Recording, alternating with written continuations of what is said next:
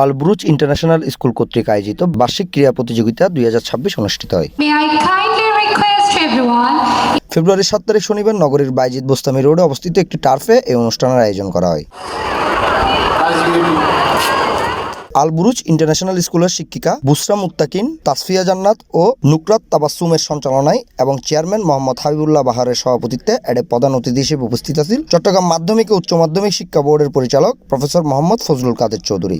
তোমাদের মাধ্যমে একটি মানবিক, আলোকিত বাংলাদেশ, বৈষম্যমুক্ত বাংলাদেশ, দুর্নীতিমুক্ত বাংলাদেশ, সুখী সমৃদ্ধ বাংলাদেশ, সমৃদ্ধির বাংলাদেশ প্রতিষ্ঠা হবে, এ আমার দৃঢ় বিশ্বাস। সমাজের বিভিন্ন পর্যায়ে এই পরিবেশ আরও বেশি প্রচলিত হবে, যার মাধ্যমে সত্যিকার অর্থেই সুনাগরিক তৈরি হবে, যাদের মধ্যে দেশপ্রেম থাকবে, মানুষের মধ্যে ভালোবাসা থাকবে। এরকম প্রজন্ম তৈরির ক্ষেত্রে এই স্কুল গুরুত্বপূর্ণ ভূমিকা পালন করবে।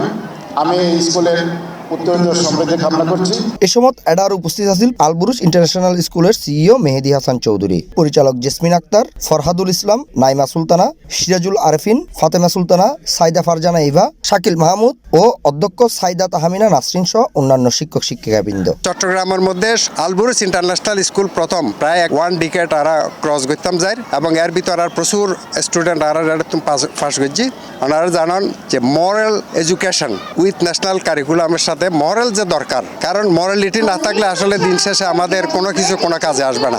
ওই জন্য ওনারা দেবেন আরা ডাক্তার হওয়ার আগে বা ইঞ্জিনিয়ার হওয়ার আগে যেন ভালো মানুষ হয়, এই স্লোগানকে ধারণ করে আজ চট্টগ্রামত কিন্তু আরও প্রচুর স্কুল মাশাআল্লাহ প্রতিষ্ঠিত হই এবং আল বুরুজ তন্মধ্যে প্রথম ছিল। বিগত 10 বছর ধরে আল বুরুজ ইন্টারন্যাশনাল স্কুল আধুনিক শিক্ষার পাশাপাশি নৈতিক শিক্ষার উপর বিশেষ গুরুত্ব আরোপ করে 11তম বছরে পদার্পণ করেছে।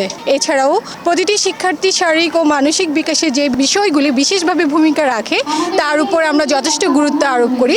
তারই ধারাবাহিকতায় প্রতি বছর আমরা আমাদের বাৎসরিক ক্রীড়া প্রতিযোগিতা অনুষ্ঠান করে থাকি। C plus TV, Chittagong.